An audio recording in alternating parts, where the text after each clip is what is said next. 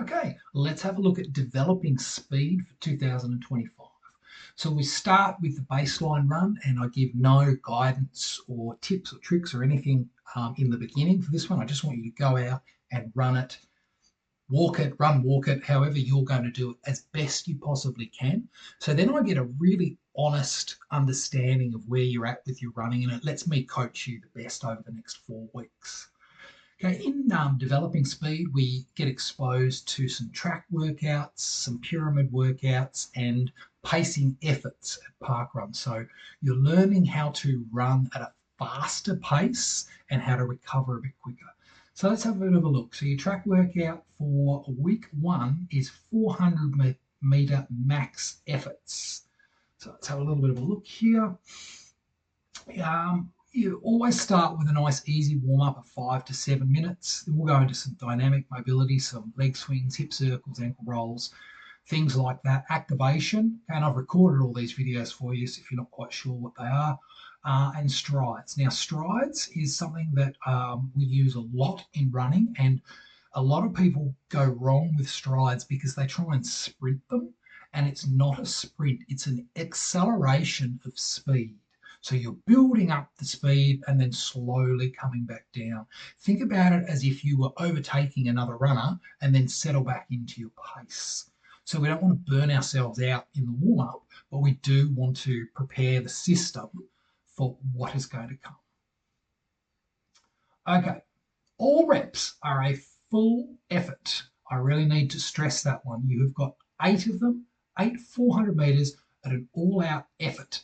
It'll be faster than 5K pace, faster than your 3 kilometer or 1.5 mile pace. These 800 meter efforts are all out. Okay, you've got 2 to 3 minutes. In the beginning, you probably want 2 minutes. In the end, you probably want 3 of standing recovery or a light walk. We're not actually running or jogging our recoveries. We're not at the endurance level here. We're at the speed building level.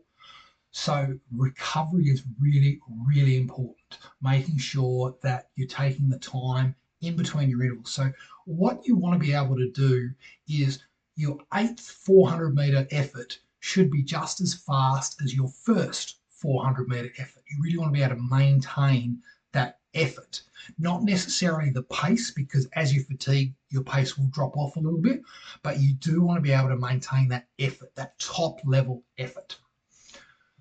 Okay, going into a rest day, a bit of a recovery after intervals, and then we go into strength and conditioning. For those of you that know me, know what a massive fan I am of strength and conditioning for runners. Not only does it help us run faster, more efficiently, it keeps injury free. It's great for joints, tendons, ligaments, not just muscles. It's really good. So we need to be doing at least one strength and conditioning session a week.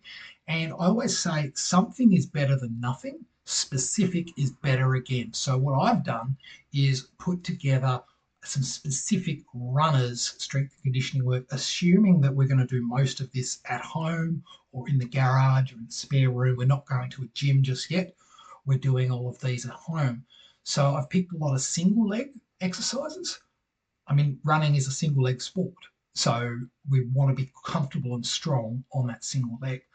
For each of the exercises, I've given you a regression and a progression. So you're always able to challenge yourself, because the strength and conditioning doesn't change for the 4 weeks. The exercises stay the same so that we can progress them. That's the point. We want to be, by the time we get to week 4 down here, we want to be doing, more reps and the hardest version, whereas in week 1, we might be doing a slightly easier version or less challenging version and not quite as many reps. So we're going to progress this over the 4 weeks. Okay, we're going to go into a pyramid run on Thursday. Perhaps you haven't heard of a pyramid run before. Pyramid runs are really great for exposing yourself to faster, slower speeds. Let's look at the main set for this one, because your warm-up doesn't change. Easy jog, strides at your 5K pace, and we want to focus this pyramid on upright posture, nice quick cadence, a quick feet turnover, running nice and tall, nice relaxed posture. So you are going to go a 1, 2, 3, 4, and then back down the pyramid of a 3, 2, and 1. RPE, so received, excuse me, rate perceived effort of an 8 to 9 out of 10, so that's quite hard. And you've got an equal jog after every rep. So what that means is you do 1 minute at an 8 or 9 out of 10, you take 1 minute recovery. You do 2 minutes, you take 2 minutes recovery. 3 minutes, 3 minutes recovery. 4, 4 minutes recovery. 3, 3 minutes recovery. 2, and 1, and so on. It only equates to about 16 minutes of hard running. So when we're running in this high Z4, Z5, 8, 9 out of 10 zone, we don't want to be in that top working zone for too long because it's just too fatiguing. It's too much damage. So your main set for this one is only 16 minutes of really genuine hard work. So you should be able to push pretty hard on this one and enjoyable. Pyramid runs are quite fun. Let's have a look at park run for the first week. First kilometre is a nice easy pace, just Z2, RPE 3 out of 10. Second kilometre, you're settling into a controlled effort, about a 10 kilometre pace or 6 out of 10 for an RPE. Third, you're pushing closer to that current 5 kilometre pace, so your average 5K pace. Fourth kilometre, you're really pushing just above what your starting 5 kilometre pace was. And then in the last one, what we're doing is we're learning how to run hard at the end of a run. So you could call this a cut down run or a negative split run, but basically you start off easy and then get harder towards the end. And this is probably the opposite of what you do a lot of times when you run your park runs or your 5Ks. You start hard and finish exhausted. We want to flip that around so that we're conditioning the body to be able to run further and faster, easier. Okay, go into our long run. What do I got? 45 minutes, and the time does not change throughout the 4 weeks. It's always 45 minutes. The efforts will change. So we do want to always start the first 10 minutes gently. Don't rush. Just get into a rhythm, nice relaxed beat.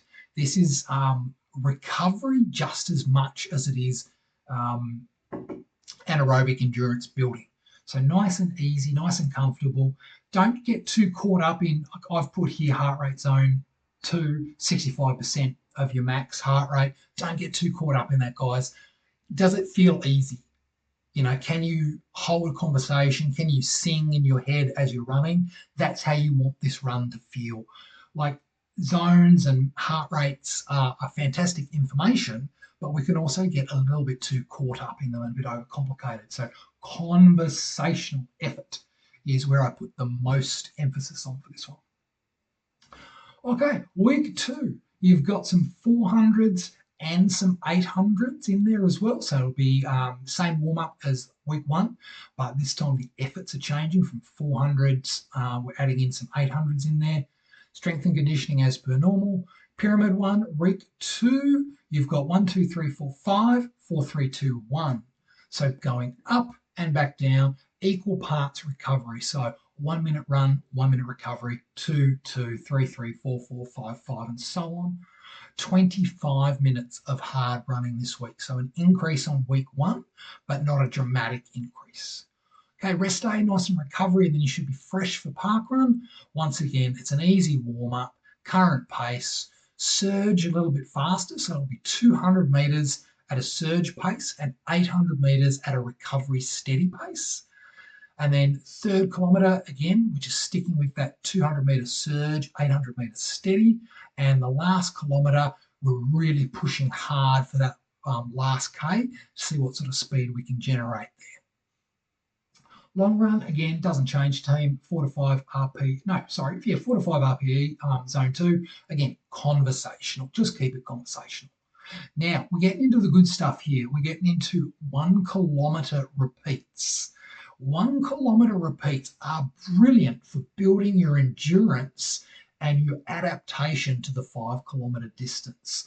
So allow yourself plenty of time for this one. This one's a little bit of a longer session. It's probably about an hour, maybe an hour and 10. And you want to have equal parts recovery, plenty of recovery in between. Rest day, strength and conditioning, don't skip it. I'll get upset. Really, really important you stick with that one.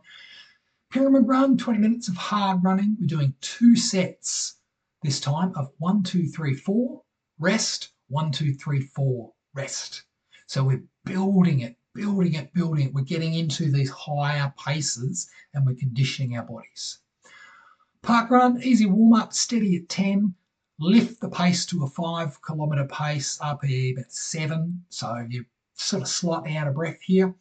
4th and 5th, you are pushing the pace, and in particular, that last kilometre, you are absolutely busting it. Really, you should finish this one with nothing left in the tank.